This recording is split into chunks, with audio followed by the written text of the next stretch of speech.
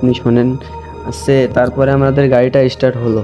Start হওয়ার পরে আস্তে আস্তে আমরা এগোচ্ছি। আমরা সুরা শুনতে শুনতে ওয়াজ চলছে গাড়িতে। আমাদের অ্যাম্বুলেন্সের গাড়ি তো সবসময় ওয়াজ চলে, বা আমাদের ইয়াসিন সুরও সবসময় চালু থাকে।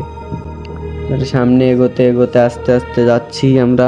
বেশি গতি বাড়ায়নি গাড়ির, কারণ পিছনে পিছনে লাশ বাঁধা রয়েছে তো এই জন্য। তোমাদের কি লাশ কফিনে বন্দি করে নিয়ে যাও নাকি গাড়িতে এমনিই রেখে দিয়ে যাও? আমরা লাশ গাড়িতে এমনিই বেঁধে সিটের উপরে নিয়ে যাই। আমাদের গাড়ি তো লাশবাহী গাড়ি না, এটা অ্যাম্বুলেন্স। এখানে আমরা লাশবাহী মানে লাশ করি।